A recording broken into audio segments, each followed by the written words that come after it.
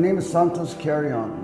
This is my second time being here a resident, and I was referred to here coming out of prison. So I've been here and I've been working with my case manager, and they have set up a program for me to be positive and get accomplished the things I need to do. They have many references out here. You just have to reach out and communicate with your caseworkers so you can get things done. Because if you don't communicate, then you don't get nothing done. This is not a place for you to just eat and sleep. It's a place for you to be positive and to get things out and build that strong foundation. An average day here basically consists of getting up in the morning. At 6 o'clock, we have a wake up here. At 6:30, everybody has to be out in their sleeping area and be in the social hall where breakfast is served around 6 o'clock. From 6:30 to 7:30, you have the option to sit there and eat and get ready. At 7:30, everyone has to leave the facility. Until 7 o'clock in the evening, we're allowed back in. Then we go through the process of going through the metal detector, signing in, checking for if we got any appointments to be made, because those are two important things that we have to do here, is sign in so they have accountability that we're here. And also checking that we have appointments, because those appointments, if we miss them, it's a bad situation, because they're appointments that they want to know what we're doing and where we're going with what we're doing here. I've been here at the mission. One of the most fondest things that happened to me is how I seen everyone here, staff and residents, come together. And not just being here that we're just individuals, but as a family, because I had to go through a hard time in my life where I had a death in the family. And I had the staff and everybody here really reach out to me and be understanding to help me deal with this. And that's when I found out that this was just not a mission, you know, where they just look at you like on an individual basis, but I really found the mental support from the people here, and that was something that I really needed, and I got it right here. We get a variety of organizations, church people that come here, serve dinner for us, and that's something that we all look forward to. And it's not just them coming, but it's the interaction that we have with them, being church people, because a lot of them, they independently, they'll come out and they'll reach out to us to try to get us to understand the word. And you know, it's a good communication for us and them and all of us to be together, and it puts a good environment here at the mission. If I wasn't here at the mission, honestly, I would say I would have been in the park, because I was homeless before I found this mission, and I lived at the park. I found everything I needed because, like I said, when I went to that gate, they really reached out to me and grabbed me. They didn't push me away. This is, yes, you're here. Let us help you, and that's the way it's been since I've been here. It's been consistently growing with all the help that I need, because honestly, there's nothing that really I can do now that I couldn't do before, because I got the support from them here. My name is Michael Miller. I moved here from Ohio. It's been a year now. I graduated high school in 1999. I went straight into the Army after that. Got injured in the Army, was released from duty. From there, I started going back into the construction field, worked there for, well, I want to say 15 years, 13 years. I met a girl, fell in love. We was engaged to be married, and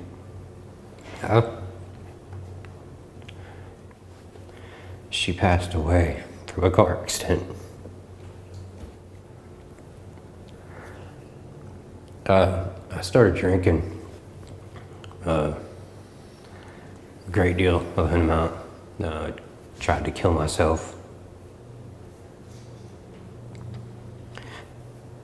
I didn't want to live without her. I moved out here to try to escape everything and start over. And when I thought things were going good, I was halfway here, and the job that I had lined up ended up getting canceled. So I didn't even have that to look forward to. I got to the Greyhound station here in San Bernardino, and the security guards there had told me about CCLM. So then that's when I ran up here because I was desperate, and I didn't know what else to do. Once I became a resident, I started counseling, talking about my problems, my issues, and we the staff, caseworkers, we all talked. I became a volunteer. After being a volunteer for roughly 6 months, I was given the opportunity for employment. I was employed for 3 months, and once I thought I had everything under control and got comfortable, I fell off the wagon, started drinking again, went to rehab. It was an inpatient rehab because I knew I needed help because I didn't want to go that route anymore. So after my rehab, I called CCLM back up and they agreed to give me a second chance. It's getting easier every day. I went to the VA and gotten actually more help than what they had originally offered me. We're working on my pension and disability, and hopefully with those proceeds, I can take that and help people like me so that they know that they're not alone. My work plans are to open a homeless shelter for veteran services, just to give them the extra help that they deserve. I can offer them the emotional stability because I've been there and I've done that. And hopefully with not only me, but the great team that I hope to work with, we can find a way to break the cycle. Look at it. Every donation that was given to CCLM has inspired a lot of people, not only me, a lot of individuals that I've seen walk in and out of these gates. It's one of the best opportunities I've had in California. And I definitely appreciate it.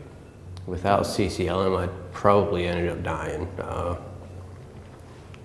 Without the help, the guidance, I don't want to say probably, I would have picked the bottle back up and I wouldn't have stopped. I wouldn't have cared. CCLM's helped keep me on track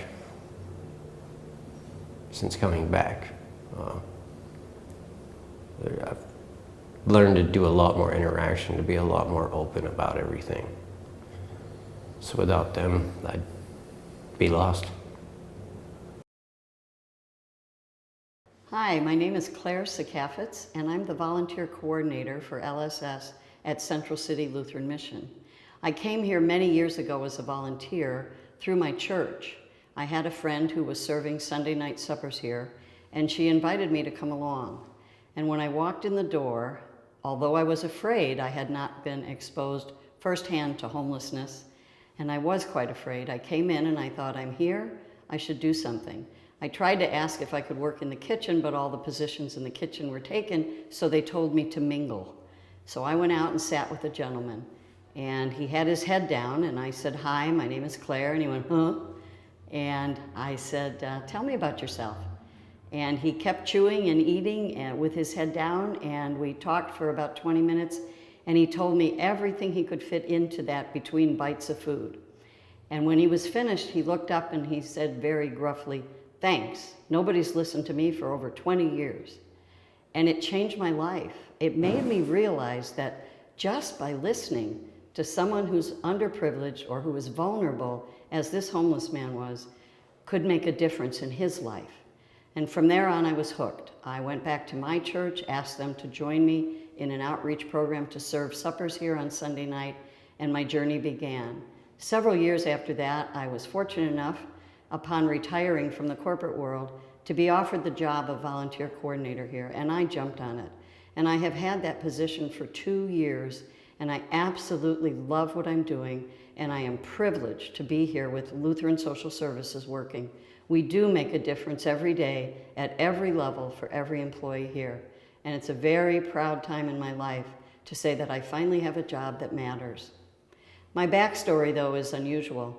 When I was born, my birth mother placed me on the doorstep of the Byron Street Foundling Home in Chicago, Illinois. And back in the 40s, that's what orphanages were called, foundling homes. And I lived in that home for 2 years. And one day, a man and a woman came to look at the children, and the man who eventually became my father told me that I was the prettiest girl in the bunch, and they adopted me. And many, many years later, I was in my late teens, I found out that the Byron Street Foundling Home was owned and operated by Lutheran Social Services of Illinois. And here I am, privileged to embrace, equip, and empower people, as that home did for me, for Lutheran Social Services of Southern California.